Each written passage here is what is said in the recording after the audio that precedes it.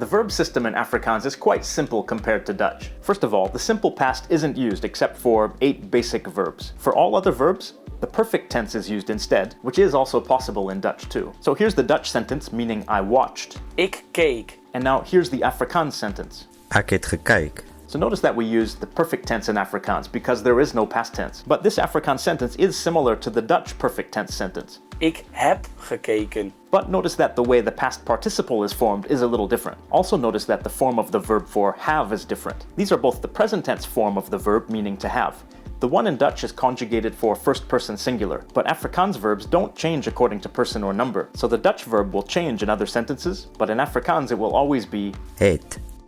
There is also no pluperfect tense in Afrikaans. Pluperfect is like had watched. Instead, the perfect form would be used. So let's just jump into a few more example sentences and look at these differences as well as some others. The next sentences mean I talked to my children. In Dutch, Ik heb met mijn kinderen gepraat. and in Afrikaans. Ek het met my kinders gepraat. First of all, notice the difference in personal pronouns. In Dutch, Ik. and in Afrikaans. Ek. And then notice the different forms of the verb meaning to have. The next word, met, means with. And next, we can see that the possessive pronouns are different. In Dutch, Mijn. and in Afrikaans. My. Next is the word for children, but notice that the plural form is different. Notice that the word order is exactly the same, and that the second verb goes at the end in Afrikaans, which is the same as in Dutch, and also the same as in German.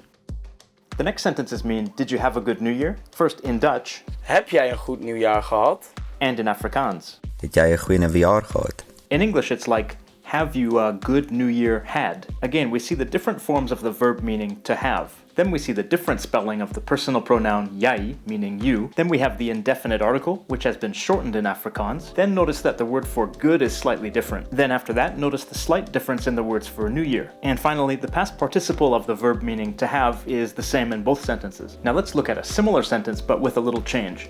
This one means, did he have a good New Year? In Dutch, Heeft hij een goed nieuwjaar gehad? and in Afrikaans. Het hy 'n goeie nuwejaar gehad? Look at the first word and notice that the Dutch verb conjugation changes. This is the third person singular form of the verb, but the verb form stays the same in Afrikaans. And next we see that the personal pronoun hy, meaning he, is spelled differently. After that, the rest of the words are the same as in the sentences up above. The next sentences mean we will live, we will die. In Dutch, We zullen leven, we zullen sterven. and in Afrikaans. Ons sal lewe, ons sal sterwe.